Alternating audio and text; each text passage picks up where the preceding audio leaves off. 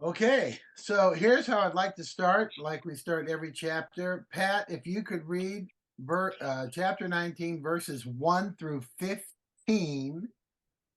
And then Elisa, could you read verses 16 through 30? And Robert, could you read verses 31 through 42? And we'll just get the whole chapter read in one nice fluid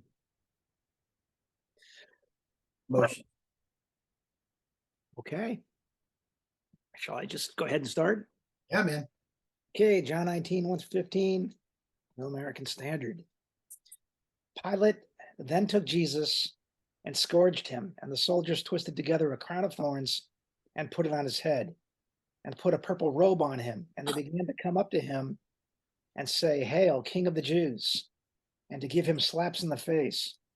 Pilate came out again and said to them, "Behold, I am bringing him out to you so that you may know that I find no guilt in him." Jesus then came out wearing a crown of thorns and the purple robe. Pilate said to them, "Behold the man." So when the chief priests and the officers saw him, they cried out, saying, "Crucify, crucify." Pilate said to them, "Take him yourselves and crucify him, for I find no guilt in him." The Jews answered him, "We have a law, and by that law he ought to die, because he made himself out to be the Son of God." Therefore, when Pilate heard this statement, he was even more afraid, and he entered into the praetorium again and said to Jesus, "Where are you from?" But Jesus gave him no answer. So Pilate said to him, "You do not speak to me. Do you not know that I have authority to release you, and I have authority to crucify you?" Jesus answered, "You would have no authority over me unless it had been given you from above. For this reason, he who delivered me to you has the greater sin." As a result of this, Pilate made efforts to release him. But the Jews cried out, saying, "If you receive this man, you are no friend of Caesar. Everyone who makes himself out to be a king opposes Caesar." Therefore, when Pilate heard these words, he brought Jesus out and sat down on the judgment seat at a place called the Pavement, but in Hebrew, Gabbatha. Now it was the day of preparation for the Passover. It was about the 6th hour, and he said to the Jews, "Behold your king." So they cried out, "Away with him, and away with him, crucify him." Pilate said to them, "Shall I crucify your king?" The chief priests answered, "We have no king but Caesar." Finally, Pilate handed him over to them to be crucified. So the soldiers took charge of Jesus. Carrying his own cross, he went out to the place of the skull, which in Aramaic is called Golgotha. There they crucified him with 2 others, one on each side and Jesus in the middle.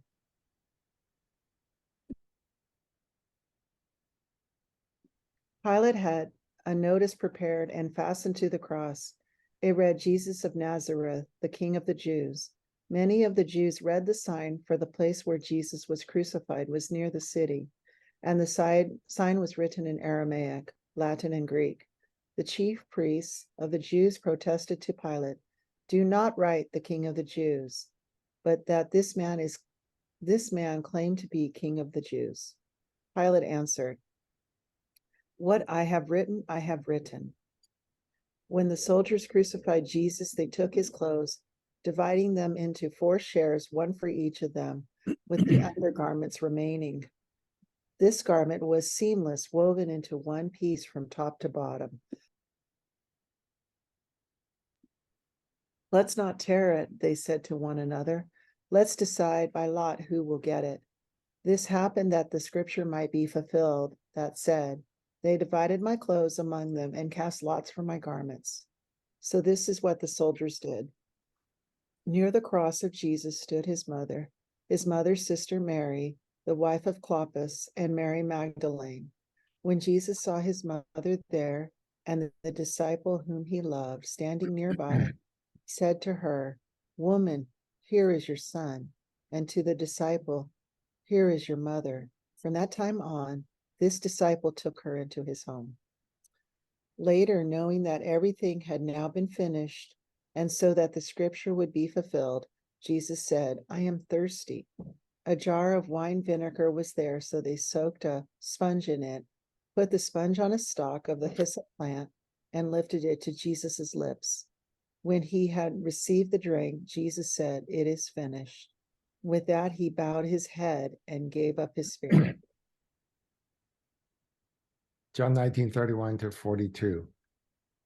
Then the Jews, because it was the day of preparation, so that the bodies would not remain on the cross on the Sabbath, for that Sabbath was a high day, asked Pilate that their legs might be broken and that they might be taken away.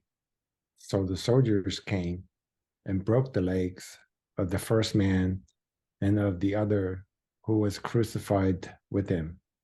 But coming to Jesus, when they saw that he was already dead, they did not break his legs. But one of the soldiers pierced his side with a spear.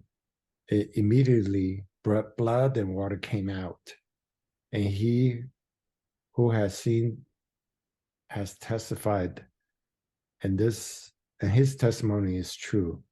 And he knows that he is telling the truth, so that you also may believe. For these things came to pass to fulfill the scripture. Not a bone of him shall be broken.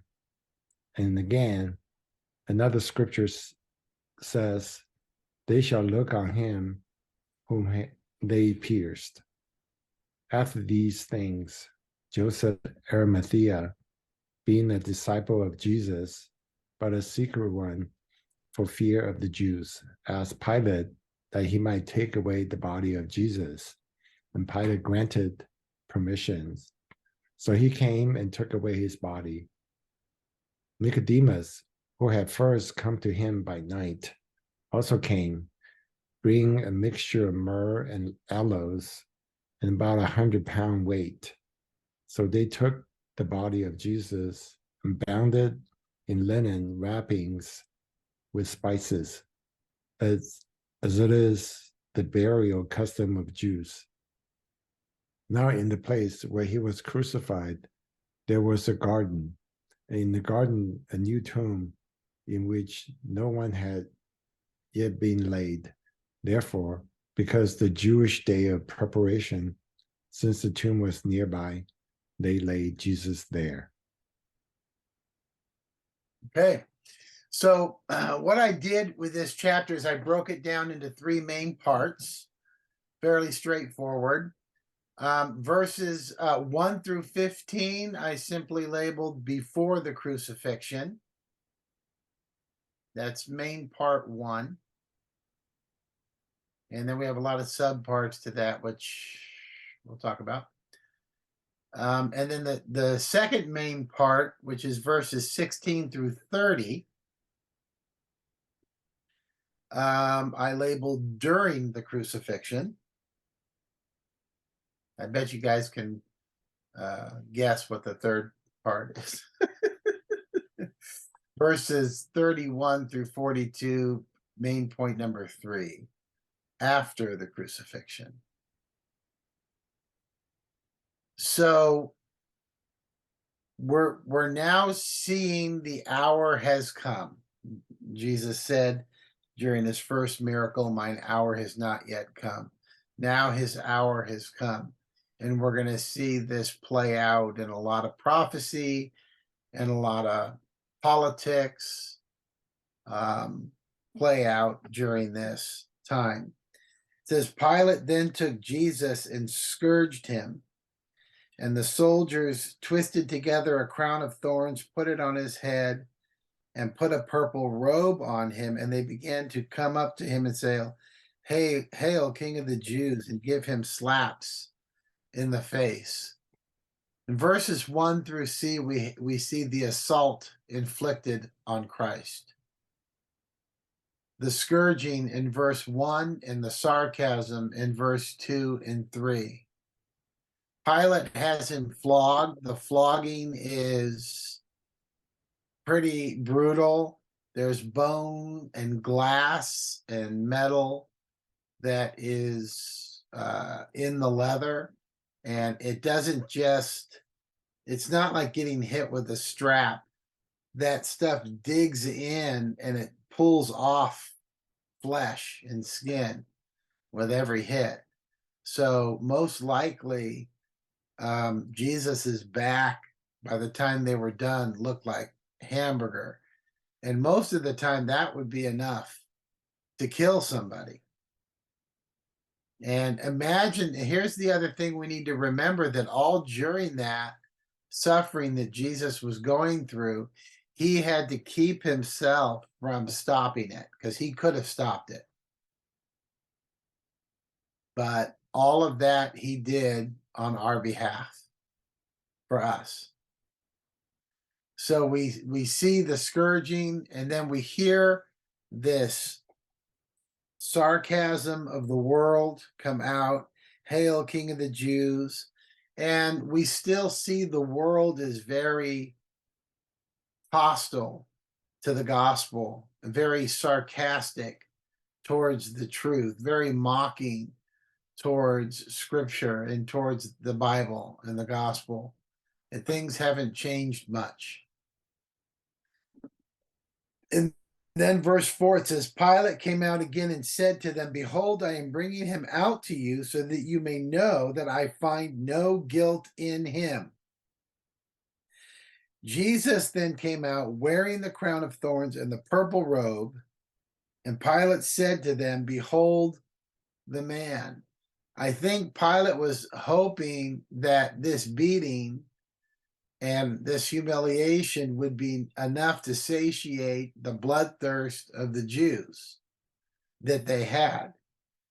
But really what you're seeing here is a completion of the apostasy of the Jewish leaders in Israel, as they represent Israel. So when the chief priests and the officers saw him, they cried out, saying, Crucify, crucify. Pilate said to them, Take him yourselves and crucify him, for I find no guilt in him. Pilate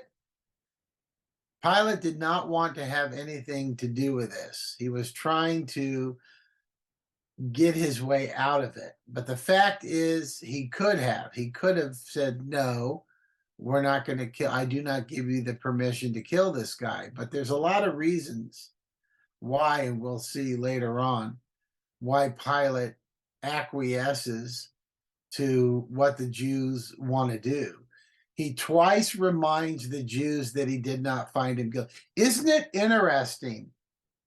Isn't it interesting, and I mentioned this last week, that the Jews, the people whom are the people of the Messiah, the people of the covenant, they find Jesus guilty in all three of their illegal trials.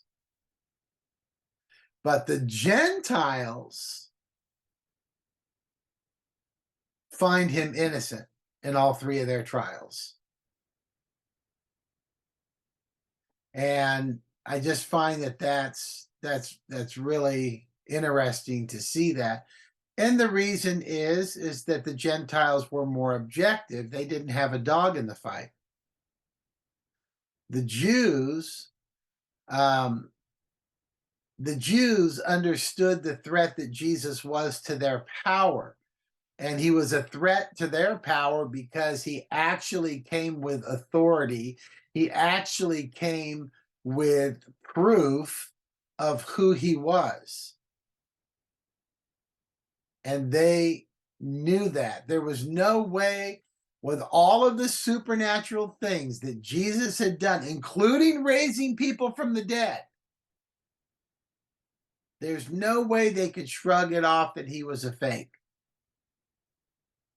And that's why the parable that's told, I think it's in Matthew 12, of the vineyard. They say, here come the vineyard, the people that keep the vineyard say, here comes his only son. If we kill him, we shall inherit the vineyard. So what is that parable telling you? It's telling you really that they knew who Jesus was. At some point, at some level, they knew that Jesus was sent from God, but they didn't want to relinquish their power. They didn't want to relinquish their wealth, their prestige. All of that was wrapped up. And I think a lot of it, I'm going to be honest with you, I think a lot of it had to do with money too, because the Pharisees had money. That the parable of Lazarus and the rich man, I'm pretty sure that rich man was probably a Pharisee. And I just find it's you really see here that the Jews have this antipathy towards Christ. The first part of this, verses 1 through 3, we see the assault inflicted on Christ. And in verses 4 through 15, we see the antipathy towards Christ, this anger and this hatred. And Pilate, and in verses 4, 5, and 6, remind the Jews twice that he did not find guilt in them. And the Jews in verse 6 and 7, how did the Jews respond? He ought to die because he called himself the Son of God. The Jews answered, we have a law, and by that law he ought to die because he made himself out to be the Son of God. Therefore, when Pilate heard this statement, he was even more afraid. Well, that's interesting, isn't it? Why do you think that is? When they said that to Pilate, why did Pilate get more afraid, do you think?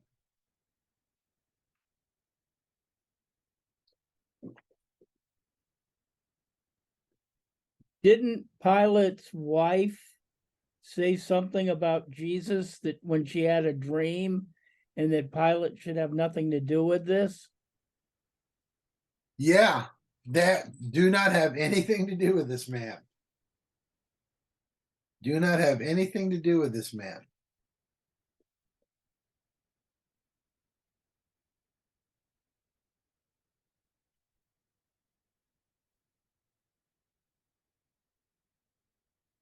Why else do you think?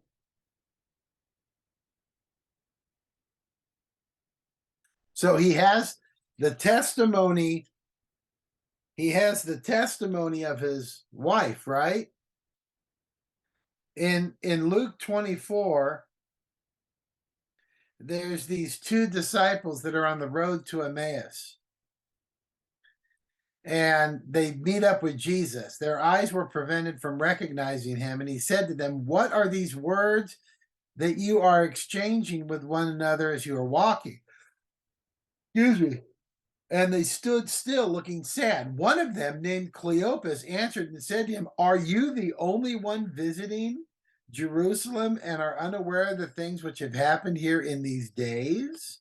And he said to them, what things? And they said to him, the things about Jesus the Nazarene, who was a prophet, mighty in deed and word in the sight of God and all the people. Now remember, Herod really wanted to see Jesus. Well, obvious. Look, you don't go around walking on water, feeding 5,000, healing all the hundreds of sick people, thousands of deaf, blind, crippled people, and healing them all, and raising the dead, and don't think that that is not going to come to the attention of. If it came to the attention of Herod, you can bet it came to the attention of Pilate. And you can bet that Pilate asked around during this time that Jesus was being judged, who is this guy? And then on top of that, his wife comes out and says, I've suffered many things in a dream. Have nothing to do with this man. Let him go. Let him go. And so now the Pharisees say, this man, who everyone says did all these miracles, raised the dead, he claims to be the Son of God. And Pilate says, therefore, when Pilate heard this statement, he was even more afraid. Pilate I think, is beginning to suspect that something is going on here that's not normal.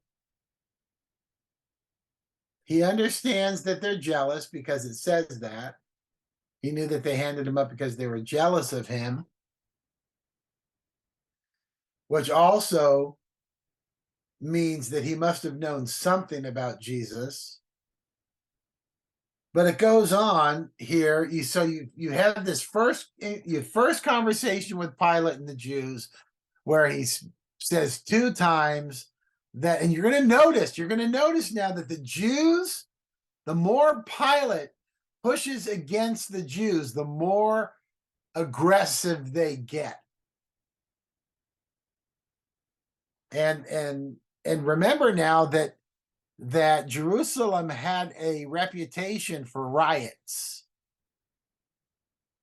So therefore, when Pilate heard this statement, he was even more afraid. He entered into the praetorium again, said to Jesus, "Where are you from?" But Jesus gave him no answer. And then Pilate says, "Don't you realize I have the power to release you or to crucify you?" And Jesus' response is, "You have no power over me at all unless it is given to you by God." You're not in control, Pilate. You're not in control of this. Now, let's remember, when Jesus is saying this, he's probably in the process of bleeding to death, because his back is completely been made open with that flogging. And yet he's still, what is he insisting? He's putting his trust in the Father the whole time. So then Pilate goes back out to talk to the Jews again. And it says, as a result of this, oh, I'm sorry, I missed it. It says, "You have no authority over me unless it is given you from above. For this reason, he who delivered me to you has the greater sin." So the Jews have the greater sin. Pilate is a pagan. The Jews know scripture. They know, not only this, they know that they held 3 illegal trials. They all sat there and broke the law. The law that they are saying they want to kill Jesus because he broke the law. He hasn't. He's upheld the law. They have broken the law. The hypocrisy here is rich. So as a result of this, you see Pilate going back and forth. I mean, Pilate's torn. The Jews say he claims to be the Son of God. That scares Pilate because his wife is confirmed there's something supernatural going on. And then he goes to Jesus, and Jesus's answer freaks him out even more. Jesus isn't begging for his life. He's like, "Look, this is all under God's control. And by the way, these Jews, they have the greater sin because they have brought me to you and put you in this position as well as me." As a result of this, Pilate made an effort to release him, but the Jews cried out, saying, "If you release this man, you are no friend of Caesar. Everyone who makes himself out to be a king opposes Caesar." Now get this, verse 13. Therefore, because of what they just said about not being Caesar's friend, when Pilate heard these words, he brought Jesus out. He sat down in the judgment seat at the place called the Pavement, but in Hebrew, Gabbatha. So here now, he is going to judge Jesus. Now it was the day of preparation of the Passover. It was about the 6th hour, and he said to the Jews, "Behold your king." So they cried out, "Away with him, crucify him." Pilate said to them, "Shall I crucify your king?" The chief priest answered, "We have no king but Caesar." So he handed them over to be crucified. Now, let me ask you something. The turning point for Caesar, or for Pilate, was when the Jews said, "If you release this man, you are no friend of Caesar's." Now, the Jews had an ace up the sleeve, and they just played it on Pilate. What do you think that was?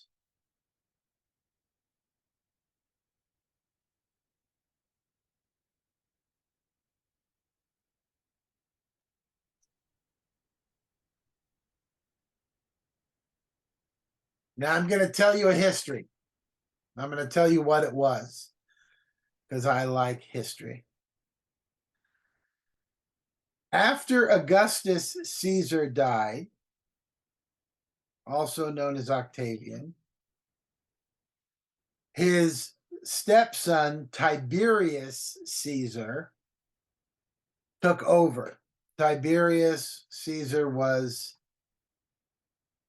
a very perverted guy. He was probably worse than Caligula in a lot of ways. And he reigned for a pretty good amount of time. Tiberius, towards his later years, he got so perverted. He went and it was living on this island retreat that he had filled with little kids. I won't even go into that. And Caligula was his nephew and used to go visit him on the island. You know what? It was an Epstein thing. So it was all the Epstein type people went over there to visit the island with Tiberius. And there was stuff going on there with kids. And during the time that Tiberius was there, somebody had to run Rome. Well, Caligula had his eye on the throne, obviously, and there was the head of the Praetorian Guard, who I believe was married to Tiberius's daughter, was basically Tiberius's right-hand man. And he was kind of put in charge. He was kind of running Rome for Tiberius, while Tiberius was off being a weirdo. And so he had a lot of friends, and he began to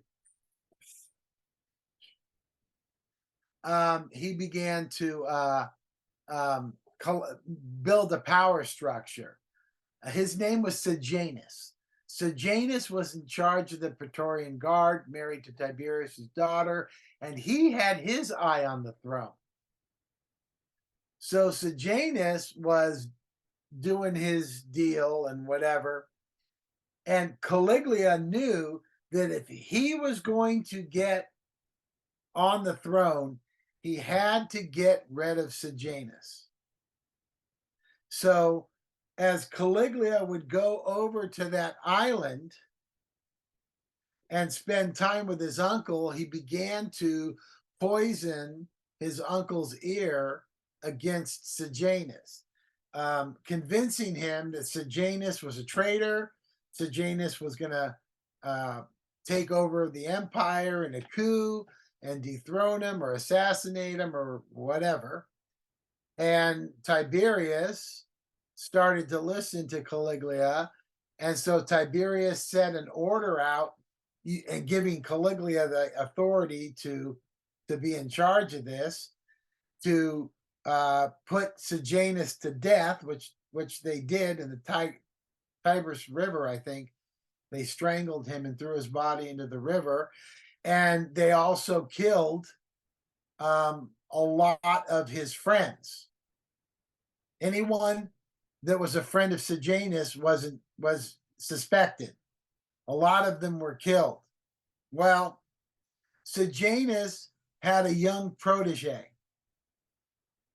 He was mentoring this young man.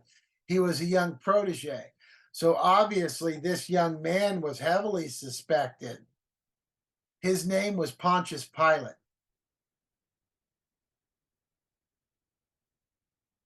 Pilate ended up not being killed, but his political career was always on thin ice. And he was always being looked at. Now, as you know, almost at the same time that Sejanus was killed, Caligula killed Tiberius. He smothered him, took over the kingdom, but Caligula only lasted, I think, 2 or 3 years.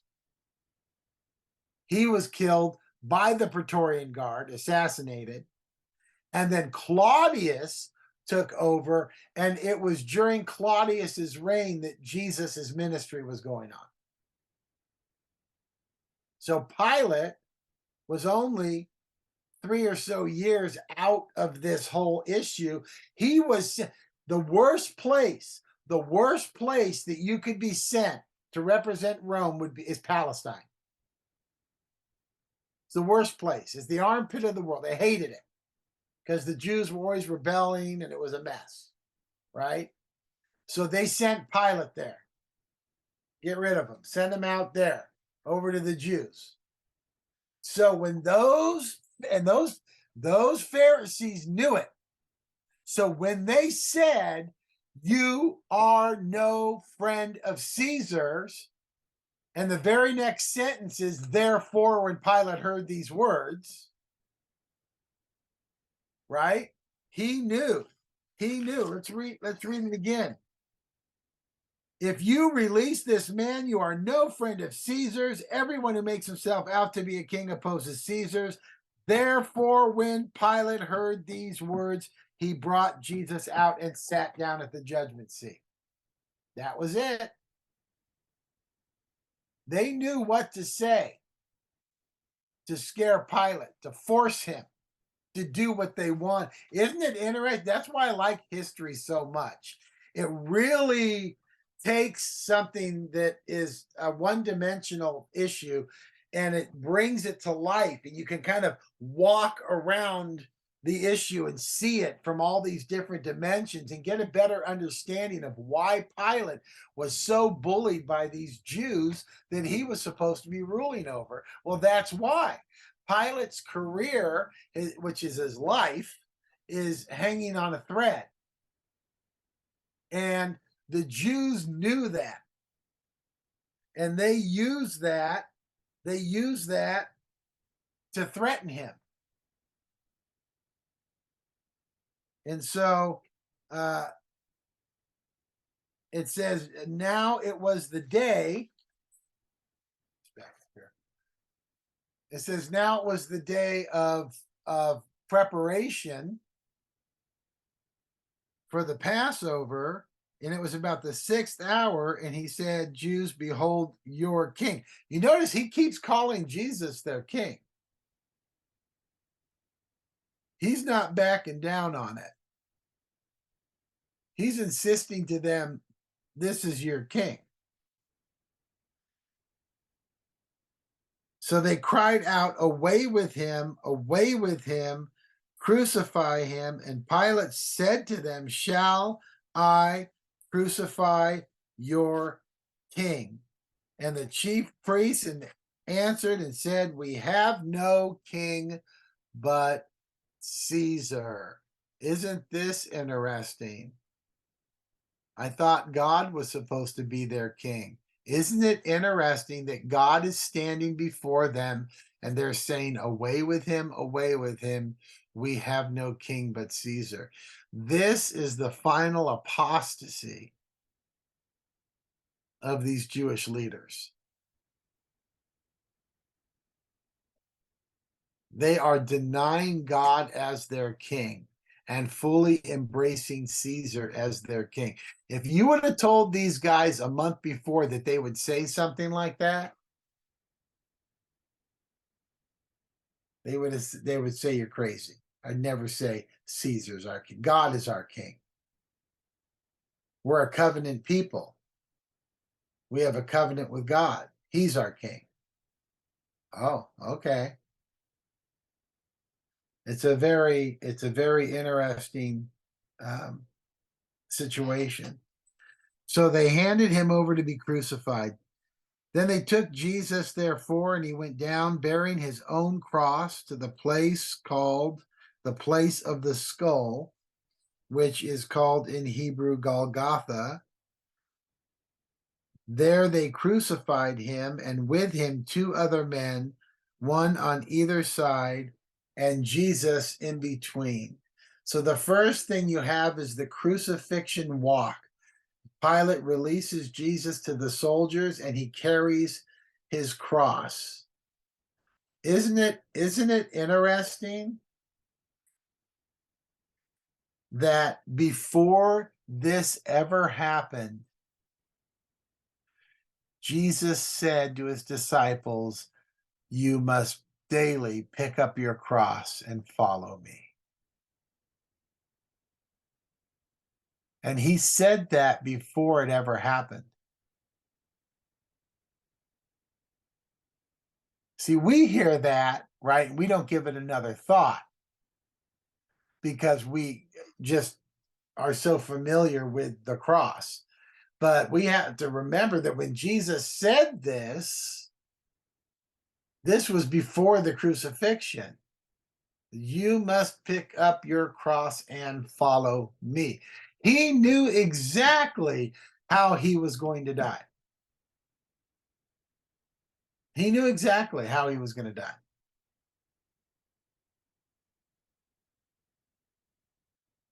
There they crucified him, and with him 2 other men, one on either side. Now you have the 2 thieves that are crucified with Jesus, one on either side. And this is part of, let me see.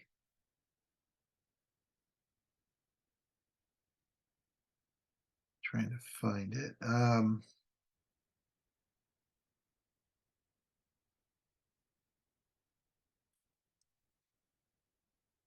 Nope, I didn't write it down. It's part of prophecy, I think. Pilate also wrote an inscription and put it on the cross. It was written, "Jesus the Nazarene, the King of the Jews." Therefore, many of the Jews read this inscription, for the place where Jesus was crucified was near the city, and it was written in Hebrew, Latin, and Greek. So the Jews would see it, the Gentiles would see it, the Romans would see it. Everyone would he didn't just write it in one language, he had it written in 3 languages. He posts this sign, Jesus the Nazarene, the King of the Jews. And the Pharisees demand, they want Pilate to change it and say, "He said, I am the King of the Jews." But Pilate says, "What I have written, I have written." And he refuses to budge on that. And that is really interesting, because it's almost as if Pilate is saying to the Jews, "You are killing your own king." And they were. And they were. He tried to wash his hands of the whole thing. His wife warned him about it. He tried every which way to get out of it. He was afraid that Christ had called himself the Son of God and a king. And the only reason why he gave in was on threat of his own life. I mean, it's a pretty powerful interaction that happened with those Jews. And then you have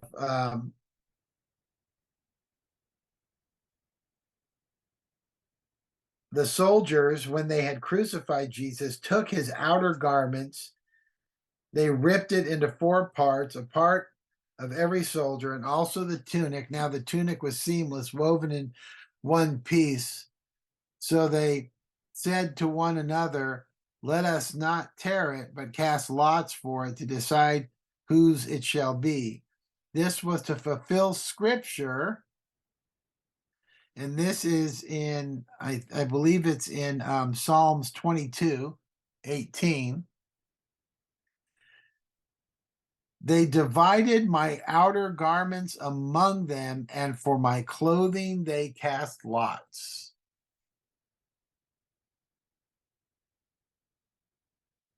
So you have the crucifixion walk, the criminals at the cross, the crime recorded, posting of the sign. His crime was that he was the king of the Jews. The casting of the lots in verse 23 and 24. In 25, you have the crying of the women. Standing next to the cross of Jesus, his mother and his mother's sister, Mary, the wife of Clopas, and Mary Magdalene. That's a lot of Marys. Like 3 Marys right there. Can you imagine being a mother and having to stand and watch this happen to your child? It must have been horrible. When Jesus saw his mother and the disciple whom he loved standing nearby, he said to his mother, "Woman, behold your son." Then he said to the disciple, "Behold your mother." And from that hour, the disciple took her into his household. That means John took care of Jesus's mother for the rest of her life. He was the oldest son, so he was responsible for his mother.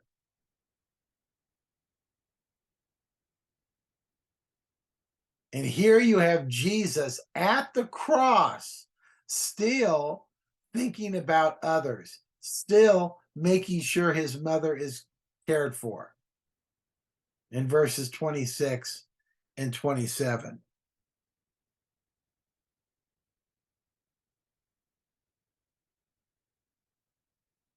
After this, Jesus, knowing things had already been accomplished to fulfill scripture, he said, "I am thirsty." A jar full of sour wine was standing there, so they put it on a sponge full of the sour wine upon a branch of hyssop and brought it to his mouth.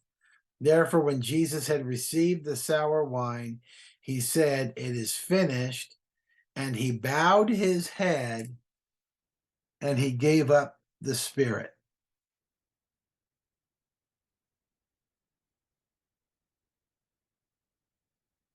I think that, trying to see if there was, no, that's in there. 29.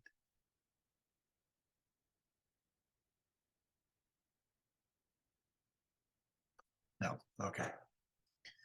Now, I'm going to stop there tonight. How are we doing on time? Oh, 7:55. Okay. We'll stop there and we'll finish this up for next week. But all of this is coming into play now, and you see the fruition of Jesus's ministry, but you also see the fruition of the Jews' apostasy.